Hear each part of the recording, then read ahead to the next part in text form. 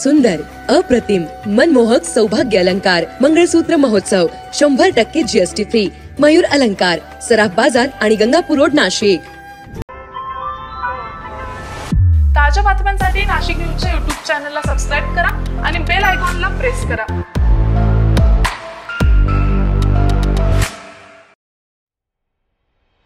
नाशिक शहर आणि पाणलोट क्षेत्रामध्ये कालपासून पूर्णपणे पाऊस थांबल्यानं गोदावरी नदीला आलेला पूर ओसरलेला आहे.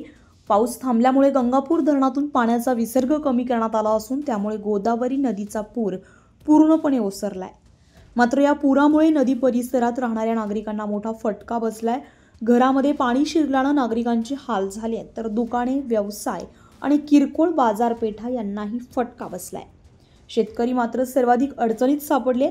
नदीकाठच्या शिवारात सोयाबीन, ऊस, मका, भाजीपाला अशी पिके पूर्णपणे पाण्याखाली गेली आहे. गाळ साचल्यानं पिके पुन्हा उगवण्याची शक्यता कमी झाली आहे. त्यामुळे हजारो रुपयांचं नुकसान शेतकऱ्यांना सोसावं लागलंय.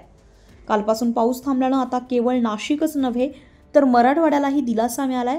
कारण नाशिक जिल्ह्यातून मोठ्या प्रमाणात पाणी जायकवाडी धरणाच्या दिशेनं जात होतं. पाऊस थांबल्यानंतर जायकवाडीच्या दिशेने सुरू असलेला पाण्याचा विसर्ग देखील कमी करण्यात आलाय. यामुळे नाशिक शहरातील पूरस्थिती ओसरली असून मराठवाड्यासाठीही मोठा दिलासा निर्माण झालाय.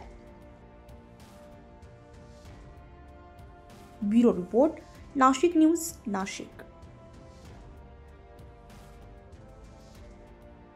नाशिक मनपा हद्दीतील करदात्यांना सूचित करण्यात येते की 2025-26 या वित्तीय वर्षांचे मालमत्ता कराचे देयके मनपाच्या संकेतस्थळावर उपलब्ध करून देण्यात आलेली आहेत. त्यानुसार मालमत्ता कराची थकबाकीसह चालू मागणी रक्कम एक रकमी भरणा केल्यास शास्ती व इतर फी मध्ये सवलत देण्यात येणार आहे. 1 सप्टेंबर ते 31 ऑक्टोबर 2025 पर्यंत चालू वित्तीय वर्षाचा मालमत्ता कर एक रकमी भरल्यास 95% सूट, तर 1 नोव्हेंबर ते 30 नोव्हेंबर 2025 पर्यंत भरल्यास 85% सूट मिळेल. नाशिक महानगरपालिकेच्या कर आकारणी विभागाद्वारे जनहितार्थ प्रसारित.